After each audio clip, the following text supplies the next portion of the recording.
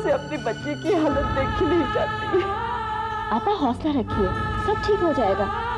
वैसे भाईजान कहाँ है? सब लोग घर पर है। तुम भी यहाँ जल्दी से आ जाओ। ठीक है, मैं बड़ी भी को लेकर फौरन पहुँचती हूँ।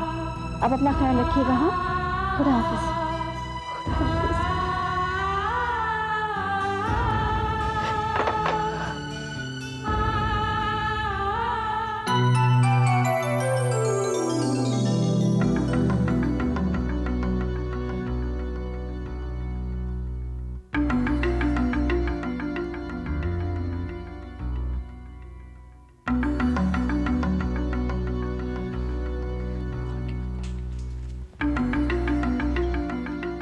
अस्सलाम वालेकुम। वालेकुम अस्सलाम खुशबू।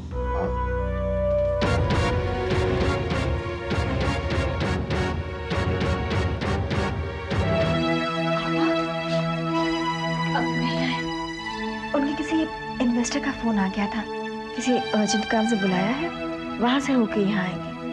अच्छा। नाज बेटे, कैसी तबीयत है अभी आपकी? बड़ी नाज को अभी तक पूरी तरह होश नहीं आया है। कभी आंखें बंद करती है, कभी खोलती है और बीच बीच में बड़बड़ाती रहती है।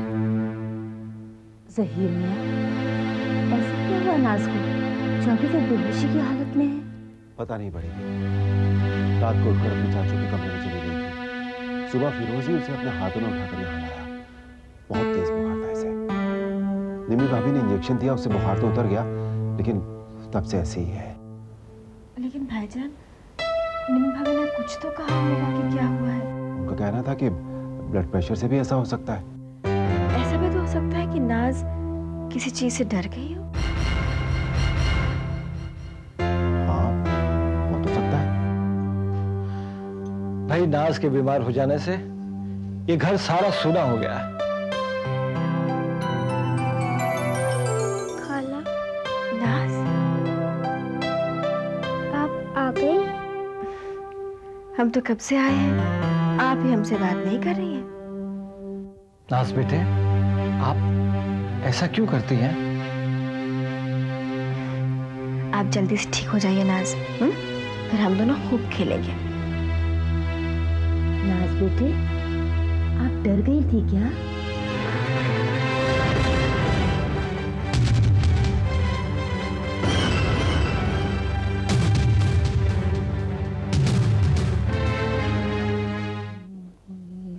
दादी माँ,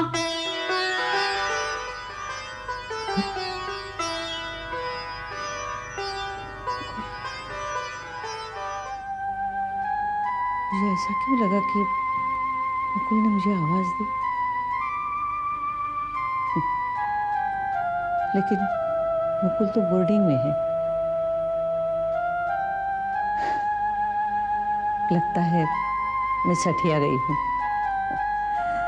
अब मेरे कान भी बजने लगे हैं।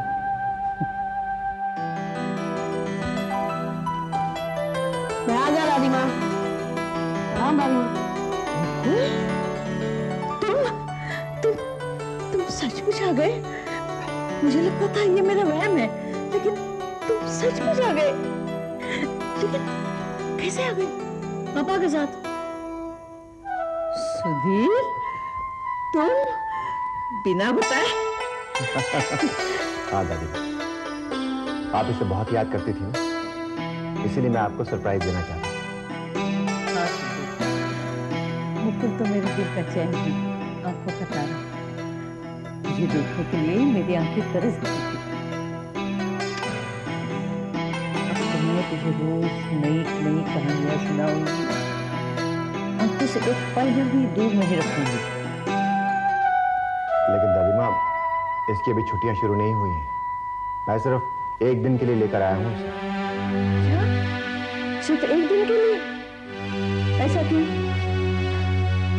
आप इसे बहुत याद करती थी, इसलिए मैंने इसकी टीचर से रिक्वेस्ट की, तब जाकर उन्होंने इसे एक दिन के लिए मेरे साथ आने दिया। ठीक है सुधीर, ये तुमने बहुत अच्छा किया जो मेरे मुकुल को ले आए।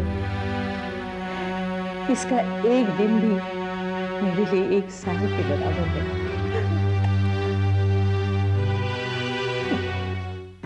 सुधीर, ये तुमने अच्छा नहीं किया। मुकुल की आने वाली जिंदगी के साथ खिलवाड़ कर रहे हो तुम, और तुम्हारी इस हरकत पर मुझे बहुत अफसोस हुआ। निम्मी, मैं मुकुल का बाप हूं, तुम्हारी तरह कठोर नहीं बन सकता, और ना ही तुम्हारी तरह मतलबी प्यार करता हूं मैं उससे। एक माँ से कह रहे हो उसका प्यार मतलब है? माँ? तुम किस हद से अपने आप को मुकुल की माँ कहती हो? किस बेस पर? सुधीर, एक तो तुमने मुकुल को यहाँ लाकर अच्छा नहीं किया, और ऊपर से उल्टी सीधी बातें कर रहे हो। अगर मैं मुकुल को यहाँ एक दिन के लिए लेकर आ भी गया निमी, तो मैंने कौन सा गुनाह कर दिया? कौन सा पहाड़ टूट पड़ा? तुम्हें तो अपने बुजुर्गों का जरा भी ख्याल नहीं है निमी। तुमने देखा नहीं दादी मां मुकुल को देखकर कितना खुश हूं, कितना सुकून मिला उन्हें। अपने सुकून के लिए बच्चों की जिंदगी से खेलना ये कहाँ का बड़ापन है? और फिर बड़ों का भी कोई फर्ज है, और ये बात दादी माँ को समझनी चाहिए।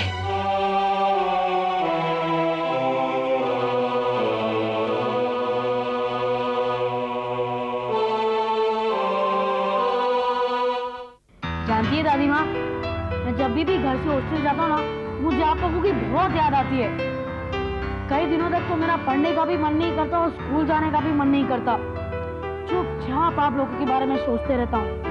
और जानती है दादी माँ, मेरे फ्रेंड्स मेरे लौटने की खुशी पर इतना खुश हो जाते हैं कि बस, और जब वो मुझे उदास देखते हैं तो वो बहुत परेशान हो जाते हैं। वैसे ही मेरा एक फ्रेंड है पिंटो, जो उल्टे सीधे गाने गाकर सबको इतना हंसाता है, सब लोग जोर जोर से हंसने लगते हैं।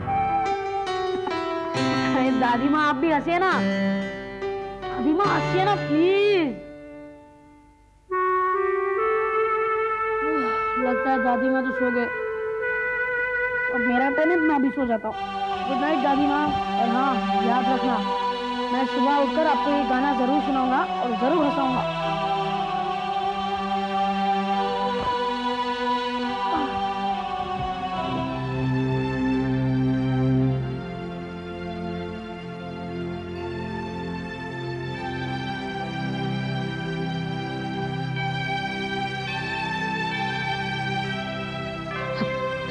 तेरी बातें सुनकर हंसेगी, न तेरे हॉस्टल जाने पर रोएगी, न तुझे याद करेगी। हाँ, पत्थर रख दिया है मैंने अपने दिल पर, पत्थर, जिस घर को मैंने अपनी ममता से सींचा है, उसी घर को मैं अपने स्वार्थ के खातिर नहीं कर सकती, नहीं कर सकती।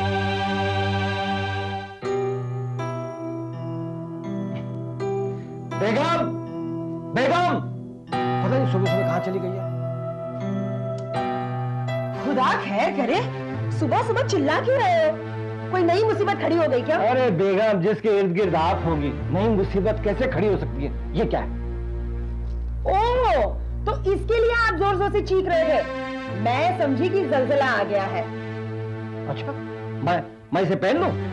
हाँ, क्या फर्क पड़ता है, जूतों के अंदर ही रहेंगे।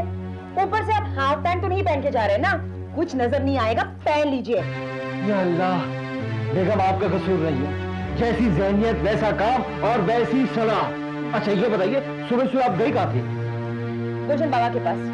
अच्छा, तो फिर आप वहाँ से पेड़ पौधे तो उठा के लाई होंगी? खुदा खैर करे, बगैर जाने किसी के बारे में बदजुबानी नहीं करनी चाहिए। आपको पता है वो बहुत बड़े पीर मुर्शिद है। अच्छा, पीरों से तो शैतान भागते हैं, लोग उनके पास जाते हैं, ये तो मैं पहली बार सुन रहा हूँ। खुदा खैर करे, गैरों ने तो न जाने क्या क्या तमगे दे दिए, और आप तो मेरे शौहर हैं, और आज आपने भी मुझे शैतान कह दिया। नहीं बेगम, आप रोइए मत। मैंने कहा था कि पीरों से शैतान भागते हैं, आप तो उनके करीब गई थी, तो फिर आप शैतान कैसे हुई? हाँ। अच्छा ये बताइए, क्या आपको उनका पता किसने बताया, और आप गई क्यों? वो मेरी सहेली है ना, गोलगप्पे वाली, हाँ? सती आपा, हाँ? जिसे मैं हमेशा मोबाइल पे बात करती रहती हूँ। अच्छा अच्छा अच्छा, उसी ने मुझे पता दिया था। और आप तो जानते ही हैं कि बीमार की शिफा के लिए दवा के साथ साथ दुआ की भी जरूरत पड़ती है। इसलिए मैं नाज के लिए ये तावीज लेकर आई हूँ। तावीज? या अल्लाह, नाज को इनकी ताबीज से बचाइए। क्या क्या कहा आपने? खुशी बेगम, खुशी, मैं तो कह रहा था कि मैं नाज को देख कर आता हूँ। हाँ। तब तक आप बोझे ढूंढ लीजिए। मैं आता हूँ। क्या अब इस घर में मेरा यही काम रह गया? मुझे ढूंढ के रखिए। ओह, कहाँ चले गए? मुझे भी तो नहीं गए, यहाँ भी तो नहीं। कहीं ऐसा तो नहीं कि मुझे परेशान करने के लिए आसिफ साहब ने खुद छुपा दिए हो। अस्सलाम वालेकुम बड़ी आपा। वालेकुम अस्सलाम। तू यहाँ क्यों चली आई? बाजार जा रही थी बड़ी आपा मैं। जरा इंतजार कर, मैं मोजे ढूंढ रही हूँ। बड़ी आपा देर हो जाएगी मुझको। ओहो, थोड़ी देर इंतजार नहीं कर सकती क्या? ऐसी भी क्या जल्दी है? किसी को फांसी पर लटकाने जा रही हो कि देर हो जाए और फांसी चल जाएगी? बड़ी आपा नाज के लिए मुझे हॉर्लिक्स, बोर्नवीटा और कुछ दवाइयाँ लानी है। दवाइयाँ तो ठीक है, मगर वो दोनों क्या है? ताकत की दवा है बड़ी आपा। नाज बहुत कमजोर हो गई है ना, इसीलिए। हाँ।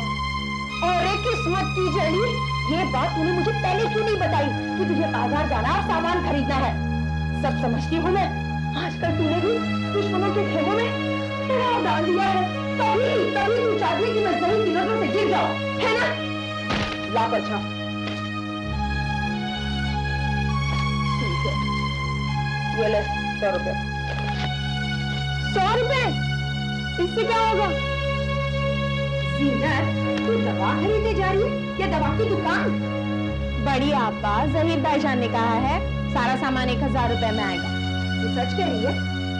आपकी कसम बड़ी आपा, अगर झूठ बोले तो मुझे शक था, लेकिन अब मुझे यकीन हो गया है कि सीधे मेरे जान के पीछे पड़ी है।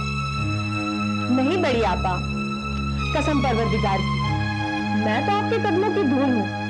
मैं ऐसी हिमाकत कैसे कर सकती हूँ? याद रखना सीरत, अगर तूने ऐसा सोचने की जरूरत भी की ना, तो मैं तुम्हें दूध में पड़ी मक्खी की तरह ऐसे उठाऊंगी और ऐसे फेंकूंगी, समझी? जी। अब पैसे देंगी आप? हाँ, देखिए। ये ले 900 रुपए, जा।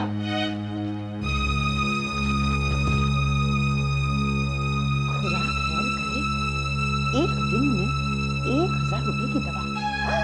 अगर नाज इसी तरह 1 हफ्ते तक बीमार रही तो मैं तो बड़ी आफा से फकीरन बुको बन जाऊंगी। नहीं, मुझे जल्द से जल्द कुछ करना ही पड़ेगा। क्या करूं? ताबीज कहाँ है? वो तो आसिफ साहब के पास है। बुलानी पड़ेगी।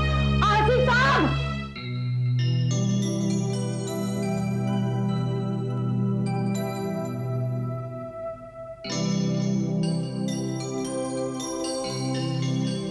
अस्सलाम वालेकुम ज़हीर। वालेकुम।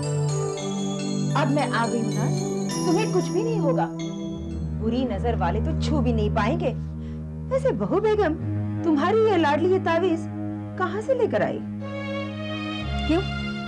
क्योंकि हमारी बेगम ने जद्दोजहद करके एक तावीज का इंतजाम कर लिया है। वो क्या नाम है उस बाबा का? गुलशन बाबा। हाँ, गुलशन बाबा।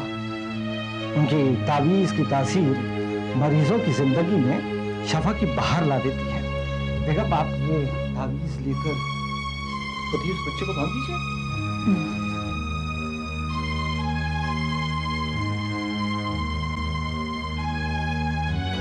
बड़ी आपा नाज का कितना ख्याल रखती है। मैं हमेशा देखता हूँ नाज की छोटी छोटी खुशियों के लिए बड़ी आपा बड़ी से बड़ी सहमत उठाने में तैयार रहती है। जहमत तो गैरों की होती है, ये तो मेरा फर्ज है। लेकिन एक बात बताइए, इतने सारे लोग नाज को घेरे क्यों बैठे हो? इस भीड़ से बेचारी घबरा जाएगी, है ना नाज? जाइए, ऊपर जाइए। जी।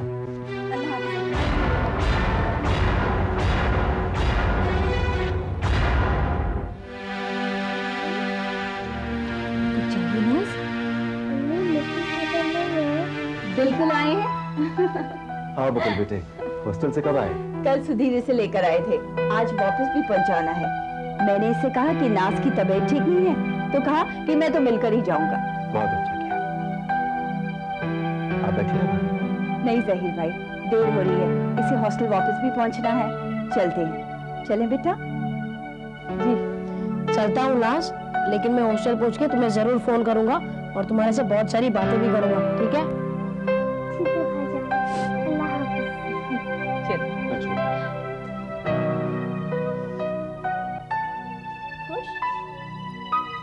नाज मुकुल को देखकर कितनी खुश हो रही थी। लगता है बच्चे को अकेलेपन का डर खा रहा है। काश काश नाज का भी कोई भाई होता। मगर बहू बेगम, तुम्हें तो इस बात की कोई फिक्र नहीं है। खुदा ना खास्ता अगर नाज को कुछ हो गया तो? बस कीजिए बड़ी आपा, बहुत हो गया। बस कीजिए बड़ी आपा। आवाज नीचे रखो फिरोज, ये तेवर मुझे गवारा नहीं। खूब तंज की तीरों की बरसात करती रहती हैं, अगर कोई आपको रोकना भी चाहे तो वो भी गवारा नहीं। क्या किया मैंने? हाँ, मैंने तो वही कहा जिसमें नसरीन की, नाज की, तुम्हारी, मेरी और इस खानदान की भलाई है। ये मेरा मशवरा है और तुम इसे तंज कह रहे हो? आपा, आप किसकी कितनी भलाई चाहती हैं, इस बात का बखूबी अंदाजा है मुझे। वाह फिरोज वाह, मैं तो तुम्हें समझदार समझती थी, मगर तुम तो काफी समझदार निकले। अंदाजा भी लगाने लगे। जरा मैं भी तो सुनूं, क्या क्या अंदाजा लगाया तुमने मेरे बारे में? हाँ, क्या मैंने इस घर के अमन चैन में आग लगा दी? क्या मैंने यहाँ सबकी जिंदगी में जहर घोल दिया? बोलो, क्या किया मैंने? रास्ता उसे दिखाया जाता है जो भटक गया हो, लेकिन जो भटकने का ढोंग कर रहा हो उसकी रहबरी नहीं की जा सकती। भटक तो तुम गए हो, तुम्हारी अकल पर पर्दे पड़ गए हैं, वरना आज तक ज़हीर की भी ये हिम्मत नहीं मुझसे इस खराजी में बात करने की। और वो भी नसरीन के सामने। तुमने अपनी आवाज ऊंची कैसे कर ली? आप सबके सामने इनको जलील कर सकती है, लेकिन अगर कोई आपको इनके सामने कुछ सलाह भी दे तो वो आपको बहुत बुरा लगता है। ये हकीर है, फकीर है, इस घर की नौकरानी है। आप क्या समझते हैं इनको? अब तक तो मैं इसे ज़हीर की बेगम समझती थी, मगर तुम क्या जताना चाहते हो? आखिर किस रिश्ते से तुम इसकी तरफदारी कर रहे हो? कहीं